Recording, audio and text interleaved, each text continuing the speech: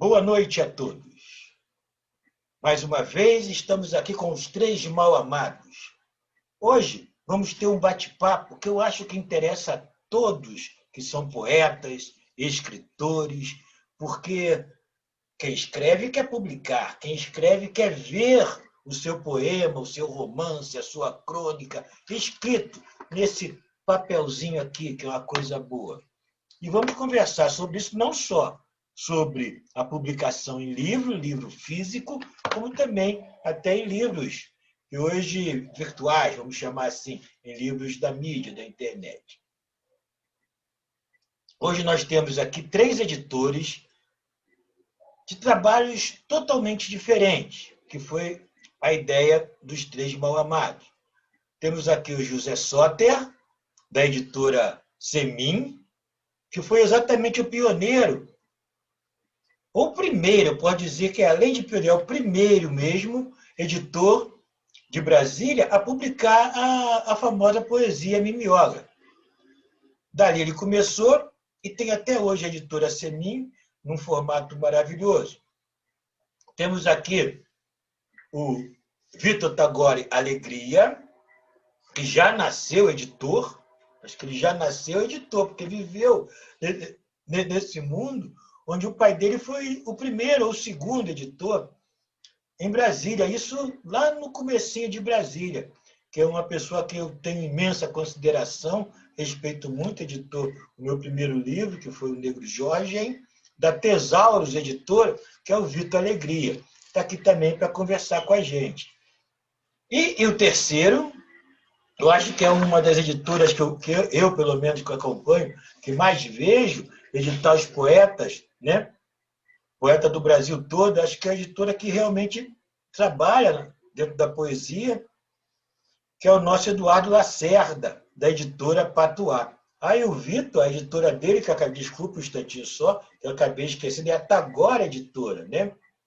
A Tagore Editora. Tagore já é o nome de um grande poeta indiano, então também uma pessoa preocupada na nossa poesia, preocupada com a literatura brasiliense, principalmente. E o outro editor, que é o Eduardo Lacerda, que veio da editora Patuá, uma editora que já tem uma trajetória enorme na edição de poemas. Bem, queria agradecer aos 3 por aceitarem os convites, né? E agradecer aí, opa, está chegando gente, eu fico aqui e esqueço de lá. Agradecer aqueles nossos, vamos chamar o quê? De telespectadores, web espectadores. Ainda vou arranjar um nome aí, vamos pensar no nome para isso, né? Porque telespectadores seria televisão. Aqui deve ser web espectadores. Não fica bom não, mas vamos chegar até lá, né? Então, para começar, eu vou ler um poema do Carlos Drummond chamado Livraria. Livraria. Ao termo da espiral que disfarça o caminho com espadanas de fonte e ao peso do concreto de 20 pavimentos, a loja subterrânea expõe os seus tesouros como se defendesse de fomes apressadas.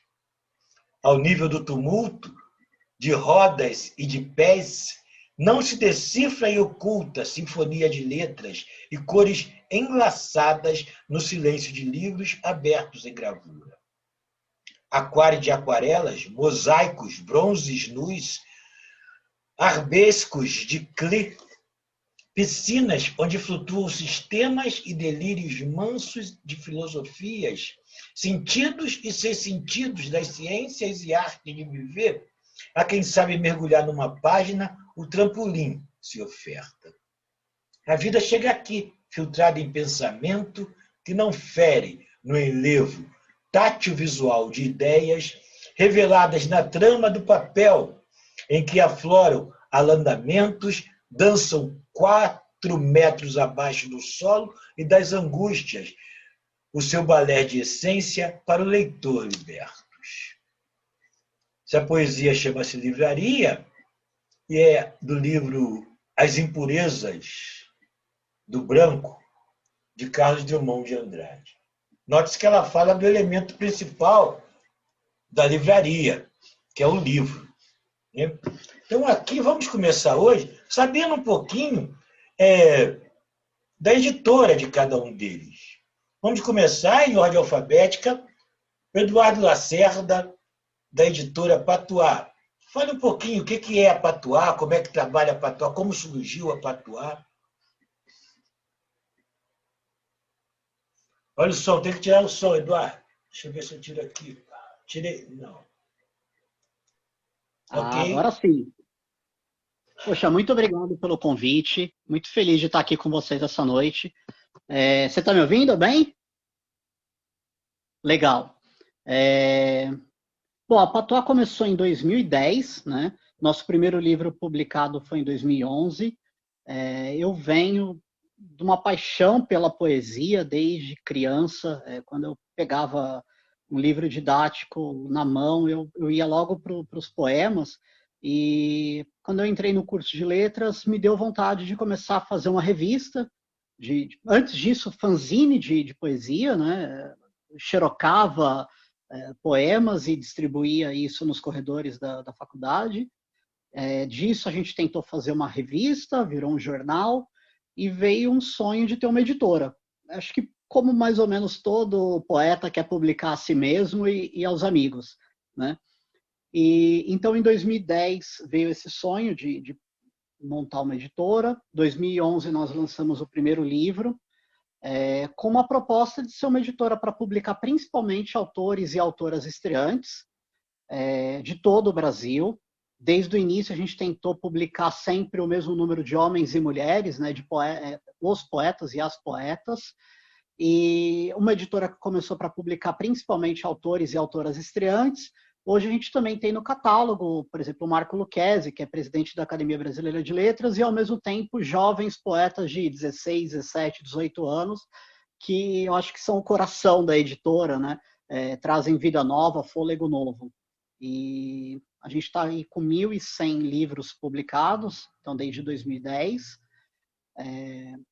Alguns prêmios, como o Jabuti, Prêmio São Paulo de Literatura, Prêmio Oceanos finalista, mas acho que o trabalho ainda é no dia a dia, estar nos saraus, estar nos eventos, nos lançamentos, recitais, viajar para os lançamentos, acompanhar os autores, as autoras, estar nos bate-papos nas lives, né?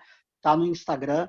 Eu acho que acompanhar a poesia como um todo, acompanhar as outras editoras também, ter um respeito também pela poesia que está acima da editora, da empresa Patuá. Acho que é isso. Muito obrigado, Eduardo. Já já voltaremos a conversar. Hein? Eu que agradeço. Nós agradecemos muito, tu não sabes. José Soter.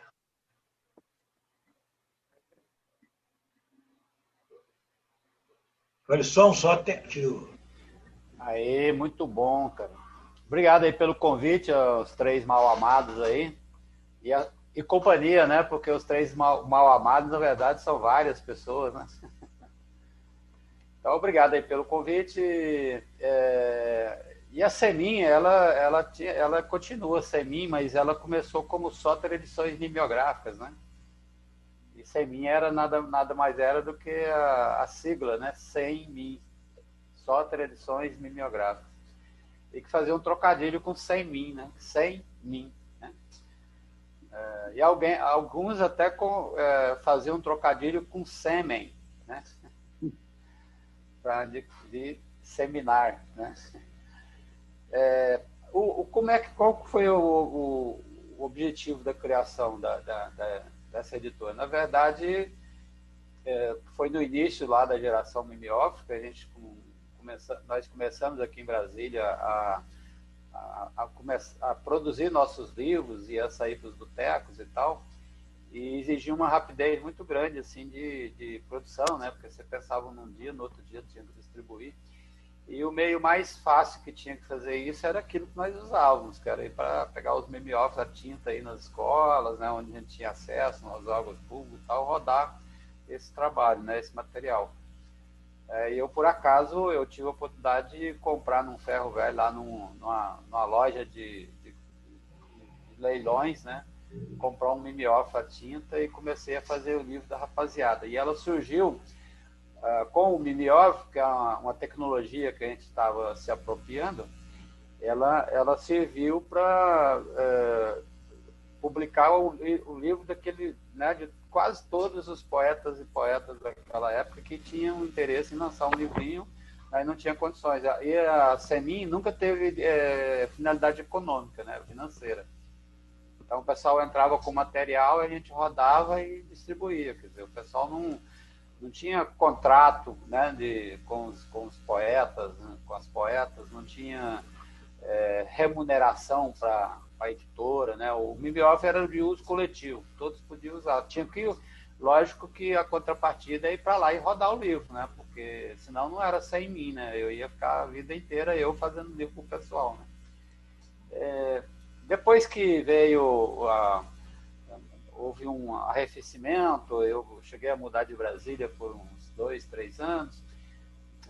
Eu parei, vendi um mimeógrafo para o PCdoB na época, né? Tinha uns estudantes que vendi um mimeógrafo lá para o PCdoB, e aí eu voltei e continuei fazendo esporadicamente os livros, né? Com a Semin. Mas assim, só meu, né? Só os meus livros e tal.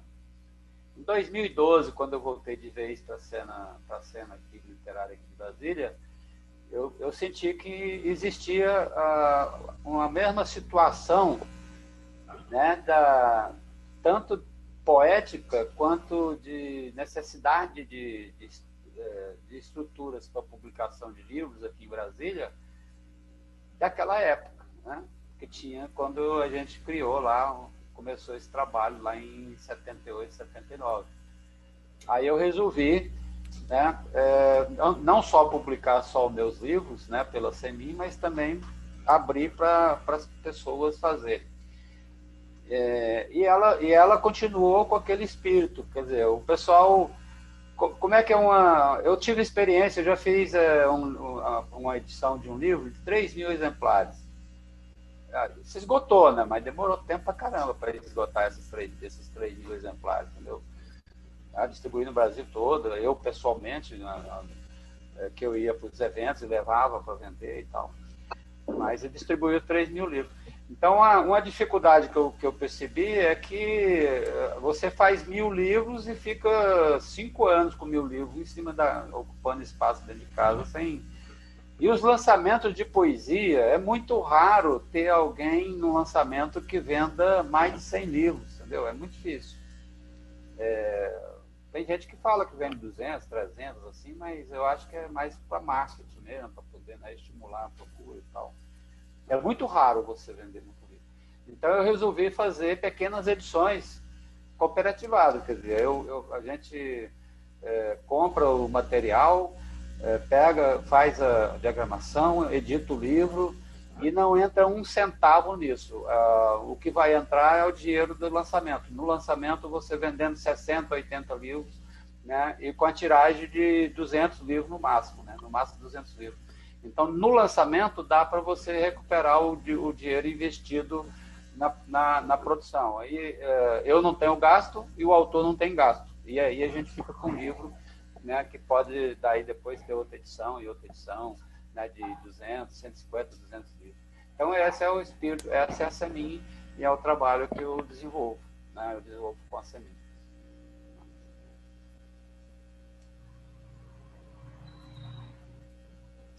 Obrigado, Soter. Vitor Tagore.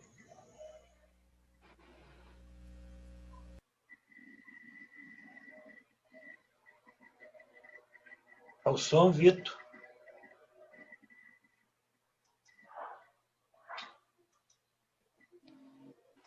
Ao som. Deu Ok. aí agora? Ok. Eu tô com... Ok, Funcionando? Pronto. funcionando.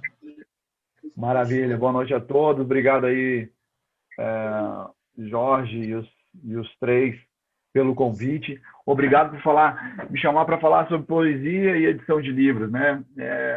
A Tagore Editora, ela veio por uma necessidade aí, eu acho que de uma evolução com meu pai, como o próprio o Jorge já disse, né? Eu sou filho de um editor com uma bibliotecária.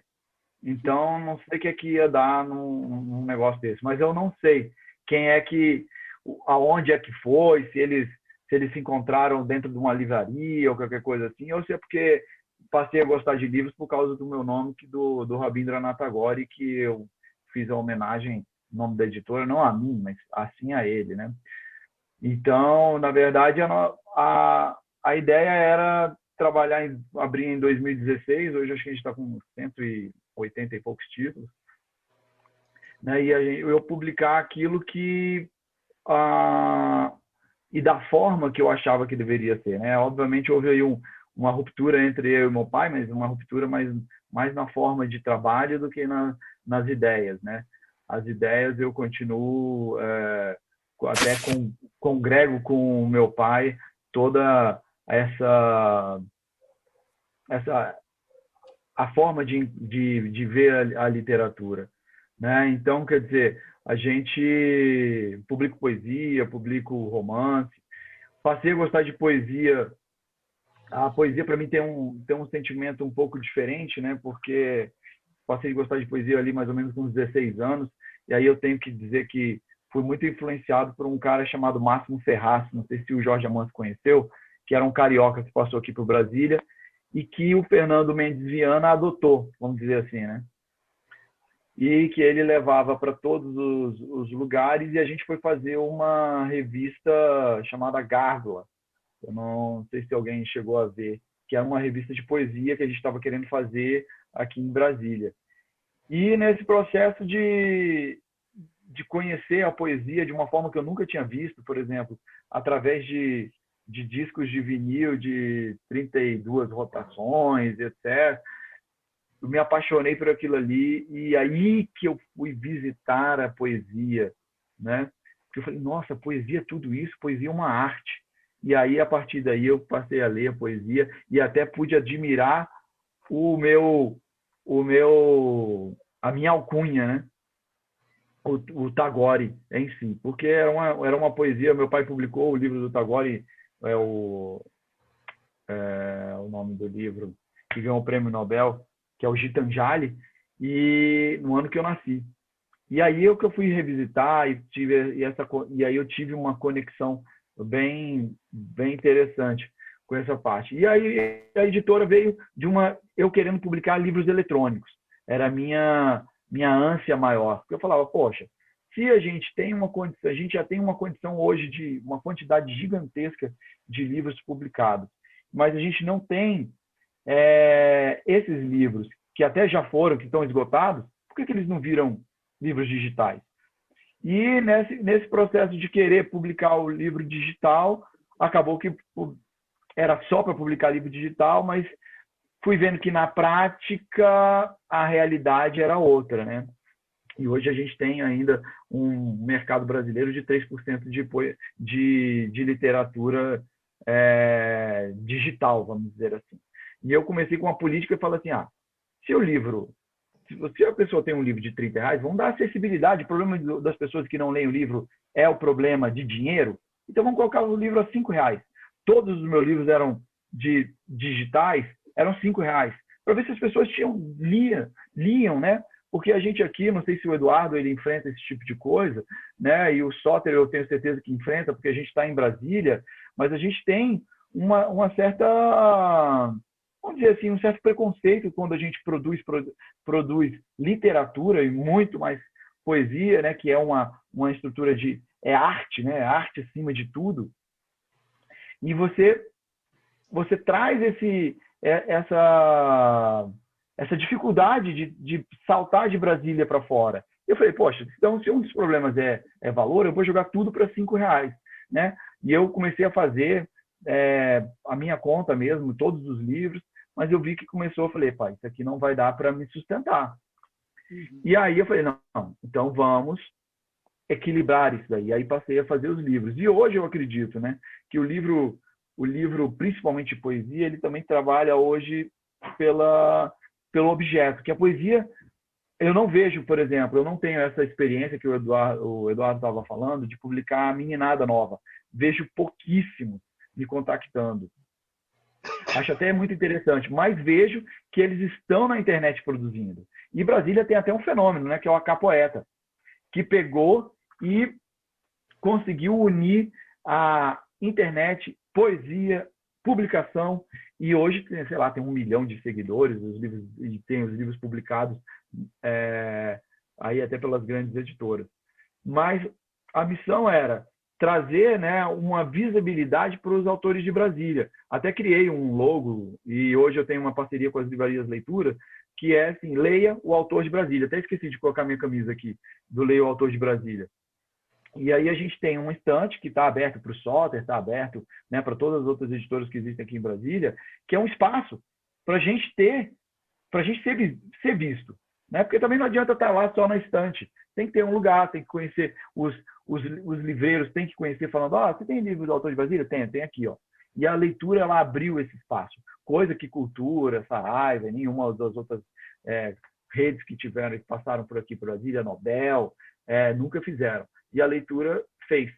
Então, quer dizer, é um trabalho ainda, né, que a gente está tentando ainda chegar num break-even, vamos dizer assim, num equilíbrio entre autopublicação, a nossa publicação, e a gente trabalha de várias formas. Assim como o Soter, e tenho certeza que o Eduardo também trabalha com autores que se financiam, a gente financia, e hoje eu acho que esse mix faz com que a gente, editores, consigam sobreviver, né? Porque a gente sabe os desafios de um Brasil. Então, a Tagore Editora veio para aí e eu estou com muita alegria. Não deixei, obviamente, de ser o filho do Vitor Alegria e nem o filho da Tesauro, de me orgulhar de todos os trabalhos que eu fiz lá. Mas agora sigo esse caminho um pouquinho mais, não digo eclético, mas atualizado, vamos dizer assim, né? Usando muito a internet, usando as ferramentas que a gente tem nesse processo de divulgação, não só da poesia, mas como de toda a literatura, e principalmente a literatura de Brasília. Obrigado, Tagore. Queria aqui registrar a presença importante, que já vamos inseri-la também no debate, que é da editora carioca Tereza Cristina Roque da Mota, da Ibis Libris. Muito obrigado pela presença. Fiquei bem de já ver que você está reestabelecida. Fernando Freire. Boa noite a todos. Boa noite, Tagore. Boa noite, Soter. Boa noite, Eduardo. Boa noite. Obrigado, Eduardo, por ter aceito o convite. Soter, Tagore. Pessoal, minha pergunta, iniciando pelo Eduardo. Nós vivemos num país que tem uma realidade, para ser bondoso, diríamos, singular, no tocante ao hábito de sua população com relação à leitura. Ou seja, vivemos num país onde não se cultiva muito o hábito pela leitura. Para vocês, editores, e especificamente editores que trabalham com poesia, como é trabalhar com a edição de poesia num país como o nosso, onde o hábito da leitura não é muito cultivado? Começando pelo Eduardo, por favor. Legal. Posso começar? Tá ligado o microfone? Tá ligado. Tá ótimo. Bom, Fernando, eu acho que a missão de qualquer editor ou editora, né, e aí falando das mulheres que também são editoras, a Tereza tá aí assistindo a gente, é uma referência para mim, sempre disse isso. Quando eu comecei a editar, eu li os livros publicados por ela, pela Ibis Libris. Então, acho que a missão do editor é ajudar a formar leitores nesse país, né? A gente tem um problema histórico, cultural, social, econômico, de não formação de leitores. É um projeto de nação, ou não projeto de nação, que vem desde a época do descobrimento até os dias de hoje, né? O Brasil é o último país das Américas a permitir a produção de literatura, de impressão de livros, jornais aqui. Isso começa há 250 anos, um pouco mais. A gente passa por vários momentos de ditaduras que impedem a produção de livros e a circulação das ideias.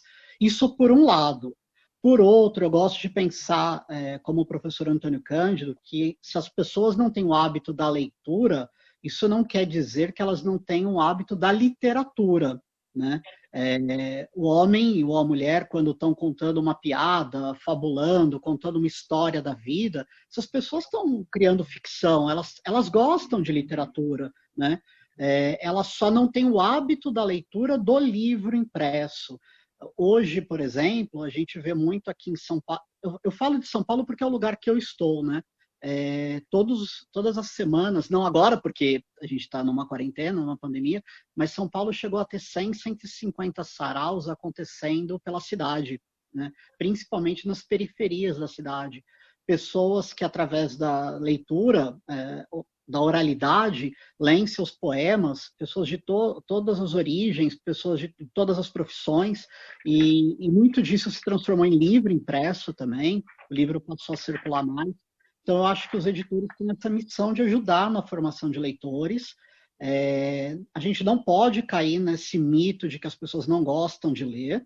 Existe um problema, claro, os índices de leitura são baixos, mas se a gente achar que elas não gostam de ler, que poesia não vende, que o livro isso, que o livro aquilo, a gente não faz, né? E só para lembrar o João Cabral dos Três Mal-Amados, ele tem um poema chamado Artista Inconfessável, que ele fala: fazer o que seja inútil, não fazer nada é inútil, mas vale o inútil do fazer. A gente acredita nesse inútil do fazer, né? No fim desse poema ele fala: o leitor ninguém. E realmente, às vezes a gente tem essa sensação de que está fazendo o livro para ninguém. Eu já tive experiências de fazer livros, editar um livro e vender 10, 15 exemplares. Mas depois de um ano esse livro ganha um prêmio, ele ganha uma história, né? O autor lança um outro livro, ele vai formando uma carreira, ele vai formando público. Então, eu não acredito que o livro é um trabalho a longo prazo e a gente não pode desistir dele. Perfeito. Obrigado. Nada, eu que agradeço. Quem vai agora, Fernando? Agora, responde isso para a gente. Não, eu concordo plenamente aí com o Eduardo. Eu acho que a gente publicar poesia, eu acredito que a poesia dentro da literatura, ele é o estado da arte, né? Então, por exemplo, caras como o João Cabral, como estava citando o Eduardo, que falava que não tem inspiração para poesia, né? Poesia ou para escrever é uma questão realmente de saber escrever. Era o arquiteto da poesia, né? E da literatura. Por quê? Ele trabalhava a palavra no seu máximo. E aí eu falo assim, eu acho que eu gosto de ver sempre o copo meio cheio.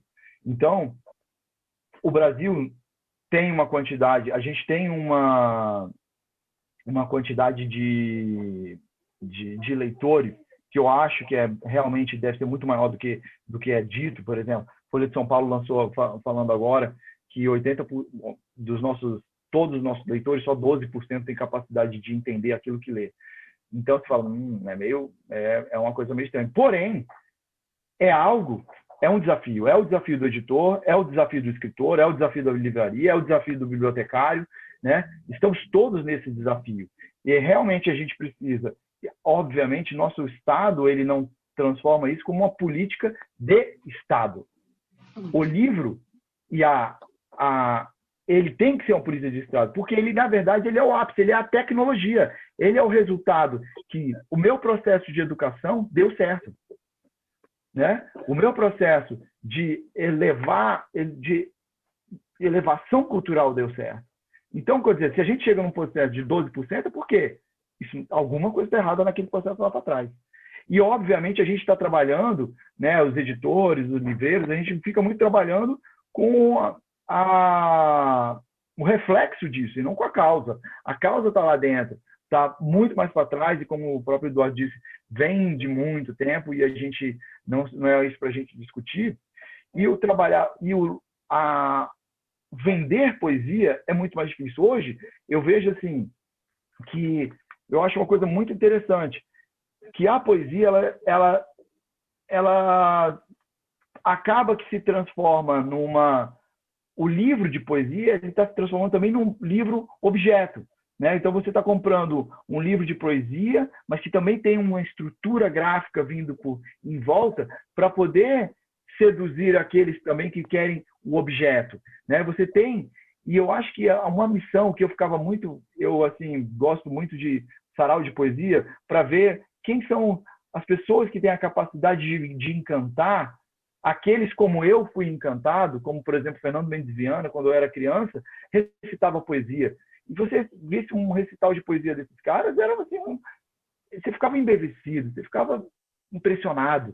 Então, essa sensação de, às vezes, estar trabalhando para ninguém, Eduardo, eu também sinto, mas é o livro, não dá para viver o livro no imediatismo, como se fosse um telefone celular que você precisa vender aos milhares. A gente não sabe para onde que ele vai, o que vai acontecer e quem é que ele vai encantar. Então, quer dizer, essa é realmente a missão do poeta e, consequentemente, do escritor. O Soter também vive isso todos os dias, porque estava aí com Nicolas Baer, ele, e trabalhando isso nessa estrada que Brasília criou, que é a estrada dessa poesia que hoje, né, a gente tem aí, querendo ou não, o Nicolas como um cara conhecido no Brasil todo e por trabalhar, né, essa poesia de Brasília. Então, quer dizer, a gente não sabe o que vai acontecer. Feito livro no mimeógrafo, etc. Quem é que hoje, quem é que falava assim, isso aqui vai ter valor no futuro? Claro, né? E aí hoje, se você for ver numa sociedade imediatista, e às vezes eu tenho amigos que infelizmente não têm esse tipo de sensibilidade, e a gente vive hoje nessa insensibilidade. E a poesia, ela precisa dessa sensibilidade para chegar. E às vezes as pessoas esquecem que essa poesia foi muitas vezes usado como uma ferramenta de protesto, né? Quantas e quantas e quantas vezes. E isso é até esquecido. E eu acho que vender poesia, eu sempre digo, quando o autor vem para mim, olha, é o caminho mais difícil em todos os tipos. É o mais difícil para criar e é o mais difícil, eu acho, para vender.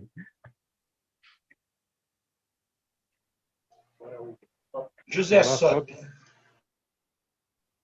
Opa, eu queria abrir aqui. Legal, é isso aí mesmo, mas realmente, no meu caso, por exemplo, eu acho a publicação de poesia, pelo processo de publicação da poesia, de um retorno mais satisfatório, entendeu? De você trabalhar porque eu acho que o pessoal gosta mais de poesia do que da prosa, entendeu? De outros gêneros, né? Então, e a poesia, ela é uma comunicação direta, é aquele negócio de você vender no bar mesmo, né? Sair do boteco para vender e o pessoal abrir, ler um poema, gostar e comprar o livro, né? Então, essa é uma imagem que fica da poesia. Agora, eu publico mais poesia, né? Já publiquei contos, né? Já publiquei crônicas, né?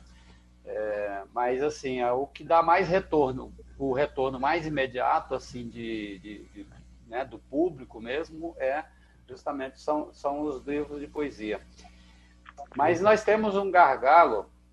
Por que a gente optou por publicar só no máximo 200 exemplares? É porque o lançamento é que vai dizer para o autor, né, que se ele deve ou não publicar mais, investir mais dinheiro, né? A gente aí pegar aquilo e retornar e investir mais em outras edições e tal, né? Porque nós temos uma necessidade quase que premente da circulação do livro pelo próprio autor, né? E da divulgação do livro pelo próprio autor. O Nicolas Berg, por exemplo, ele é conhecido nacionalmente e internacionalmente, não é só porque ele ele é o precursor da geração mimeógrafo, é porque ele é sócio dos Correios, entendeu? Ele tem um trabalho de divulgação do trabalho dele que é o diuturno, ele não para. Ele é serelepe o tempo todo e usa essa né, dinâmica dele. O dia que ele lança um livro, no Brasil inteiro e em outros lugares recebe o livro dele, entendeu? E tem gente que não faz isso ou por não se interessar e mandar para as pessoas, ou porque não tem recurso, né? Mas fica mais na divulgação do boca a boca, mais na divulgação das redes sociais, né? Então, quando você consegue fazer, né, essa divulgação, ela dá um retorno muito grande. Ela dá um retorno muito grande. E a outra questão é o pessoal ficar sabendo onde é que vende, né? Onde é que está o livro que você publica para vender? No caso da Semin Edições, por exemplo, ele só está na mão do autor, né? Ou na livraria virtual que a gente criou no site da Semin, que as pessoas podem comprar de qualquer parte do mundo, mas nós não investimos na publicidade também dessa livraria. Então, é de vez em quando que alguém, né, de outros estados aí compra um livro, né? Vai lá e encomenda um livro ali. Já teve casos de vários estados que faz isso. Mas se a gente fizer um investimento em cima desse local de venda, a livraria física talvez não precise, né? E eu tenho comigo que sobre a questão do e-book, né? Eu não confessar a vocês, eu nunca li um e-book. Eu nunca entrei. Mas não é demérito. Não é demérito. Não é demérito. É porque eu não tenho paciência para ler ou no celular ou no computador, ficar lendo no coisa. Eu prefiro deitar ali na rede, sentar no sofá e coisa lá e ler, pegar o livro físico e ler, né? Então eu tenho esse negócio. Nem os cursos técnicos, né, que tem muitos cursos online, eu prefiro imprimir o material e ler e tal. Então a gente não investiu na tal do e-book. Mas a poesia, a publicação de poesia, ela é prazerosa por causa disso, por causa do retorno. As pessoas pegam o livro e na mesma hora ela te comenta, ela já tem um comentário, tem um feedback para você, entendeu? E ela difere também da prosa, porque a prosa você tem que ler o texto todo, né? Ou seja, capítulo, ou seja, né? Você tem que pegar começo, meio e fim. E a poesia você pode abrir, ler um livro, um poema, e fechar e fazer outra coisa. Aí depois você pode voltar e ler o mesmo poema, né? Então, quer dizer, tem esse lance que as pessoas gostam, né? Que todo mundo gosta. E se não fizesse sucesso, olha, o Eduardo falou das saraus lá em São Paulo. Eduardo, aqui em Brasília, até o ano passado, depois da pandemia não, mas nós tínhamos aqui em Brasília também centenas de saraus aqui em todos os lugares, entendeu? Aqui em Brasília. Todo lugar de Brasília tinha sarau. Entendeu? Eu mesmo virei, como diz um amigo meu aqui, eu virei arroz de festa, porque eu ia para todos os saraus, entendeu? E lá para poder... para falar poesia, e é prazeroso você falar poesia e você divulgar a poesia, né? E eu tenho comigo, aí não como editor, né, mas aí como poeta, eu tenho comigo de que a poesia ela só se completa, ela só se, né, se torna real quando ela repercute em alguma alma. Então você tem que falar, você tem que levar a poesia, né? Ela repercutiu, aí eu falo, esse é um bom poema. Né? Porque se pelo menos uma pessoa, né, repercutiu aquele poema que você escreveu, ela já tem um lugar dela na história da poesia.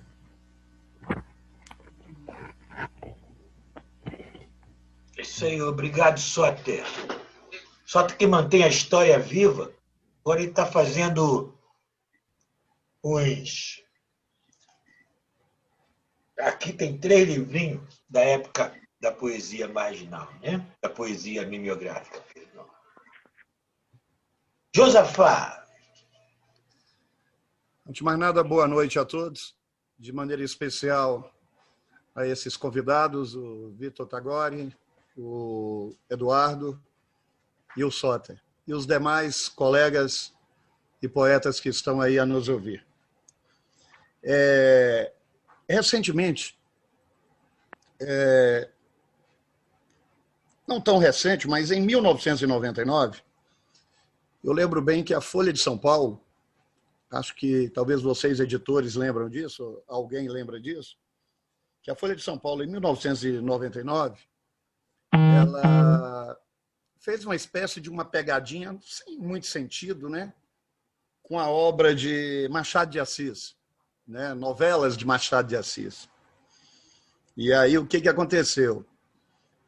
A Folha de São Paulo encaminhou a obra de Machado de Assis para 6 grandes editoras do Brasil na época. E todas as 6 recusaram, né, obviamente, a publicação da obra de Machado de Assis.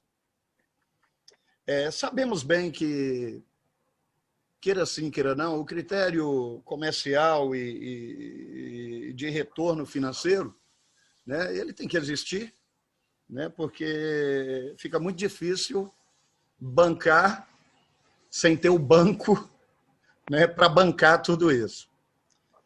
Mas eu tenho observado que nós estamos passando por uma grande mudança em termos de publicações, né? E a minha pergunta é muito simples, até levando em conta esse fato que eu estou colocando da obra de Machado de Assis, né, e essa pegadinha da Folha de São Paulo.